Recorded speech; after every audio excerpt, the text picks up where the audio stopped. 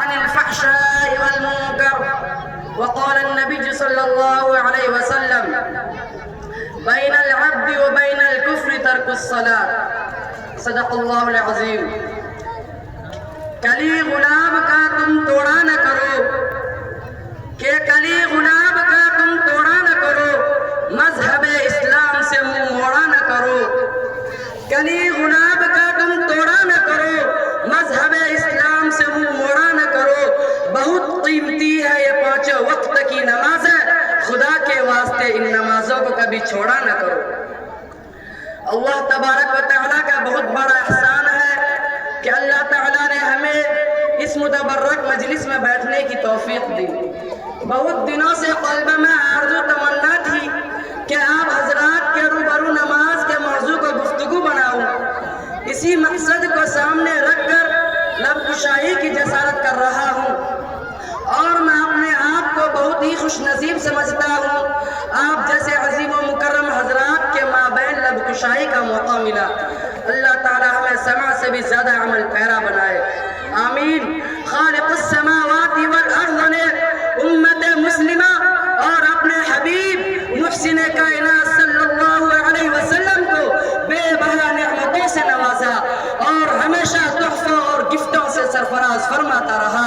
ان نعمتوں میں سے ایک اعلیٰ ورفع تحفہ نماز کا تحفہ ہے. اس متبرک تحفے کی فضیلت روز روشن کی طرح آیا ہے.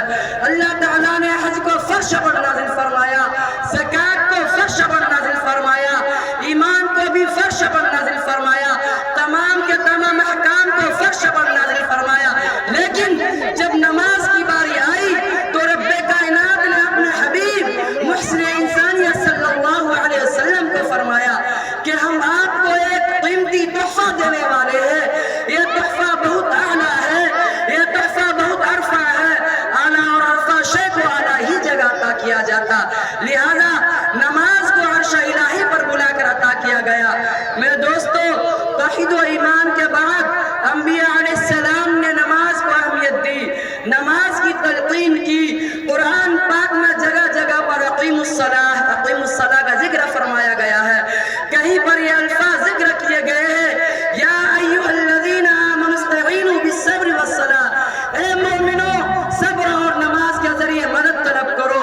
صحابہ کرام رضوان اللہ علیہم اجمعین کو حضور صلی اللہ علیہ وسلم نے معراج کی تحفے کا ذکر کیا اور نماز کی بشارت دی.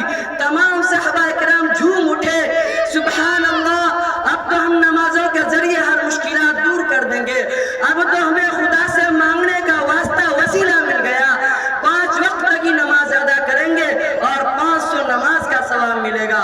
نماز جنت حاصل کرنے کا ذریعہ ہے، نماز رضا الہی حاصل کرنے کا واسطہ وسیلہ ہے، نماز رسول کی محبت حاصل کرنے کا واسطہ ہے.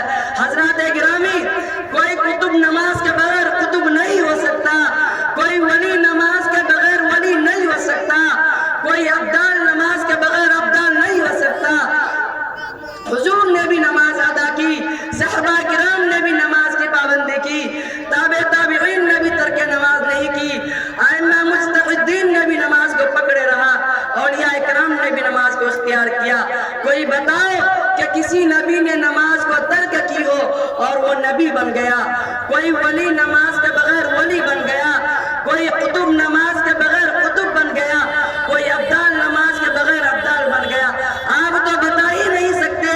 اس لیے یہ عمل محبوب عمل ہے. نماز سے قلوب کو نورانیت ملتی ہے، نماز زندگی کو آفتاب سے زیادہ روشن کر دیتی ہے. نماز اس وقت چراغ کا کام کرتی ہے جہاں پر چاروں طرف سے اندھیرا ہی اندھیرا، جیسے قبر میں. نماز مصائب و پریشانی کو ٹال دیتی ہے. انہی چند باتوں میں سے میں اپنی تقریر ختم کرتا ہوں کہ پڑھ نماز پن جگانا نہ کر کوئی بہانہ، کہ پڑھ نماز پن جگانا نہ کر کوئی بہانہ، اسی میں ہے تیری جنت ورنہ دوزخ تیرا ٹھکانہ. وما علینا الا البلاغ.